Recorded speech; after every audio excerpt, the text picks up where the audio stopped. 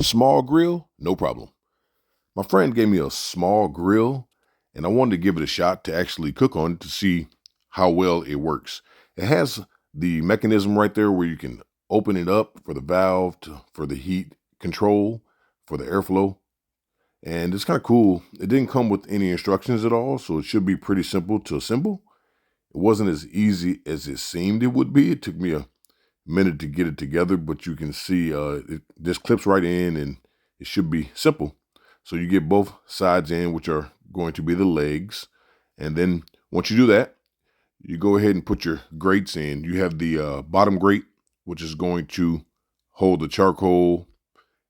And then, of course, you'll have your top grate, whatever it is that you're going to cook with as well. Today, we're doing hamburgers, which would be interesting because I've never cooked them on a small grill like this.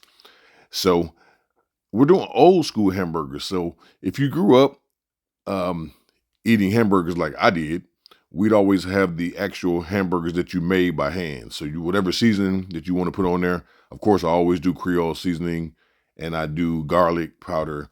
That's a family thing. My father's from New Orleans, so we do a lot of Cajun. And then, of course, you put your hands right in there and you do your thing, man. You make sure you're grounded in there well. It would be the same thing if you were doing like a meatloaf. I just remember when I was a kid, my father would always make meatloaf, and he would do it real similar to what you see here. Just making that stuff. Now I'm gonna make some pretty hefty burgers. You see that piece of meat right there? That's a lot of meat.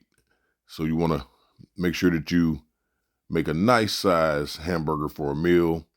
And also with that, you're going to have a little bit of shrinkage once you put it on there. It's going to cook it up a little bit. Depending on what kind of meat that you buy, some people buy the 80/20, 70/30. I usually like to stay somewhere in between like the 80/20. You like a little bit of fat because there's going to be flavor as well. But once you get those patties made the way that you want to make them, you just smash them down, and then it's time to do your thing. Whatever it is that you want to do, you want to put them on the grill. Now, this particular thing is going to be interesting because I've never cooked direct over the flame. It's usually, unless you were like at the park when you do those grills at the park, they have a lot of those things where you're cooking actually direct fire. So I'm going to add my charcoal right in there. Now, one thing that I am going to say is I think I added just a little too much charcoal because I wasn't really thinking about how close it is going to be to the fire. And at one point, I had to rearrange stuff, and I couldn't even put the grate on top of it because it wouldn't fit. So you have to be very, very mindful of that. So how I got around that is I just let it cook down a little more to make sure that the coals are uh, smashed down so you can actually fit your grate on top of it. All right.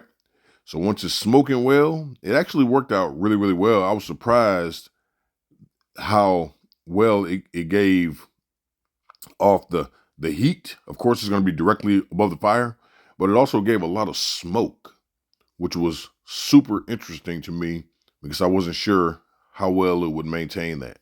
And then you put it right on top of the grill. Now, I was worried about it being directly over the fire. I mean, it was to the point where it was almost, some of those coals were almost touching the hamburger. And then, of course, if you have ever made ground beef or anything like that, it gives off a lot of grease.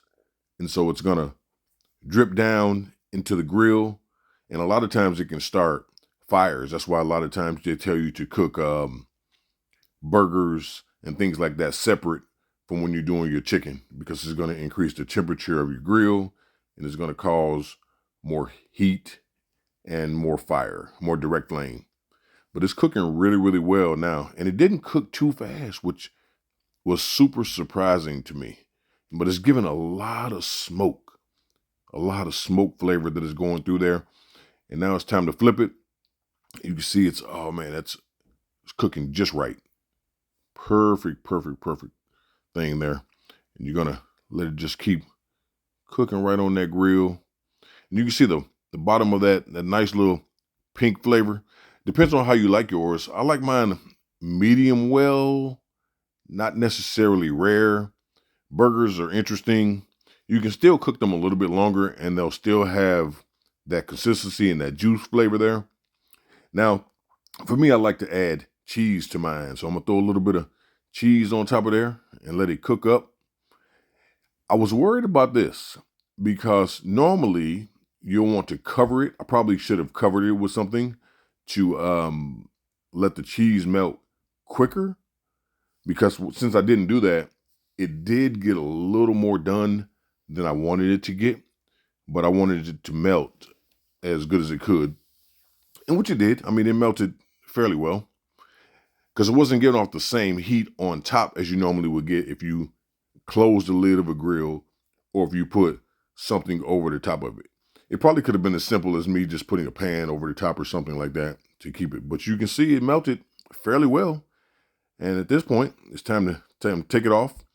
And we're gonna go in there and do a little taste test and see how it is. I'm not sure what it is. I think I used like a Colby cheddar cheese. I think that's what it was for this particular thing. But yeah, the grill now is ready to cook. That's usually what happens when you're done. It's always ready to cook at that point now. Okay, now's the time for the taste test. Let's give it a shot here. We're gonna cut it open here, and it's so far so good. We're gonna take a look at it. Let's see here. Like I said, it's a little bit more done than I wanted it to be, but it still has a little bit of pink flavor, pink tint. And so, depending on how you like yours, this particular one turned out fairly well for me. Some people may say, oh, that's dry. But believe you me, looks could be deceiving because it was not dry at all. It gave a great, great flavor, and it was really, really good. Whiz barbecue, the best you'll ever taste.